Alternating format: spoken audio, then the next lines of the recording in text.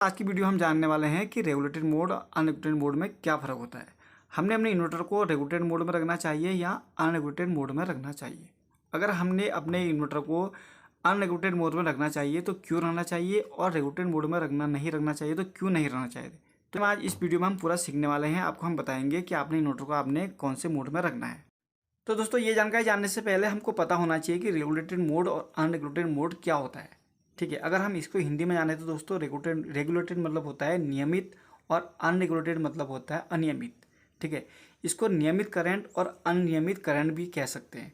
तो इसको इन्वर्टर में क्यों दिया गया है और इसका उपयोग इन्वर्टर में क्यों है और हमने इसका यूज़ कैसे करना चाहिए, इस वीडियो में हम पूरा बताएंगे आपको।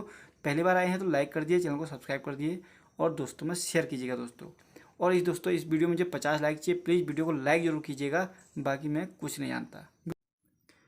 दोस्तों, पहले हम बात करेंगे रेगुलेटेड मोड। रेगुलेटेड मोड क्यों दिया गया है दोस्तों? रेगुलेटेड मोड इसलिए दिया गया है, अगर आपकी जो पावर सप्लाई आ रही है, जो आपको इन्वर्टर को जो पावर सप्लाई मिल रही है, एसी इनपुट जो मिल रहा है, अगर ये 230 वोल्ट 50 हर्ट्ज कंटिन्यू अगर आ रहा है, अगर आपके लाइन में कोई दिक्कत नहीं है, आपके वहाँ वोल्टेज फ्लक्चुएशन नहीं होती है, वोल्टेज आपके वहाँ अप डाउन नहीं होती है, तो आप इसको रख सकते हैं रेगुलेटेड मोड में। ठीक है, लेकिन ऐसा बहुत कम होता है क्योंकि वोल्टेज फ्लक्चुएशन हर जगह होती है और कभी वोल्टेज 130, कभी 140, कभी 230, तो ऊपर नीचे वोल्टेज होती रहती है। इसलिए हम इसको रेगुलेटेड मोड में नहीं रखेंगे, क्योंकि 230 रेगुलेटेड मोड में रखने के लिए, जैसे आपको मैंने बताया कि 230 वोल्टेज का होना बहुत ज़रूरी है कंटिन्यू।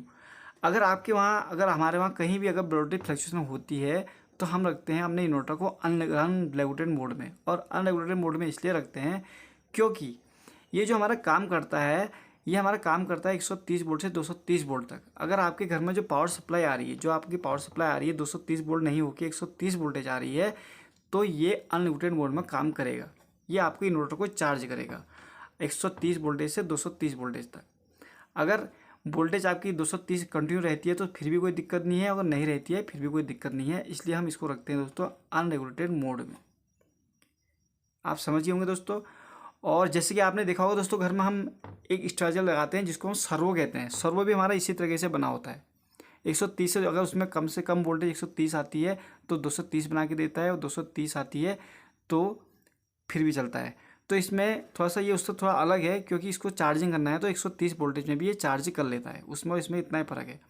और दूसरी बात करेंगे हम दोस्तों, कई बार मेरे पास कॉल आते हैं कि सर हमारा एग्जॉस्ट कभी चलता है, कभी बंद हो जाता है, कभी चलता है, कभी बंद हो जाता है, इसका कारण क्या है?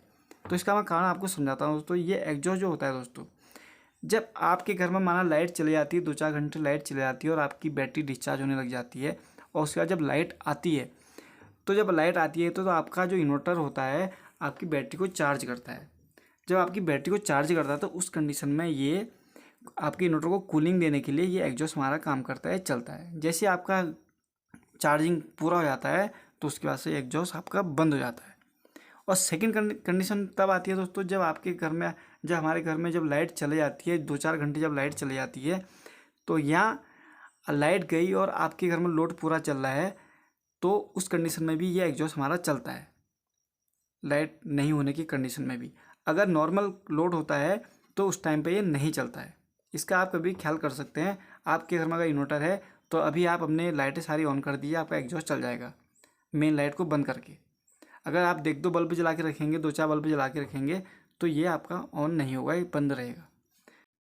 तो दोस्तों, उम्मीद करता हूँ कि वीडियो आपको पसंद आया होगा, क्योंकि इसमें कुछ ज़्यादा था नहीं, मैंने पहले भी बताया हुआ था। वो तो मेरे पास इधर फ़ोन कॉल और कई लोगों के मैसेज भी आ रहे थे, सर रेगुलेटेड और अनरेगुलेटेड मोड में अंतर क्या होता है, कैसे काम करता है, इसको हम कैसे सेलेक्ट करें, हमने किस पे रखना चाहिए। तो मैं एक छोटी सी वीडियो लेके आया हूँ, शायद आपको ये पसंद आया होगा। पसंद आया तो दोस्तों 50 लाइक इस वीडियो में मुझे चाहिए बस। फिर कल मिलते हैं ऐसी वीडियो के साथ, तब तक के लिए बाय, जय हिंद।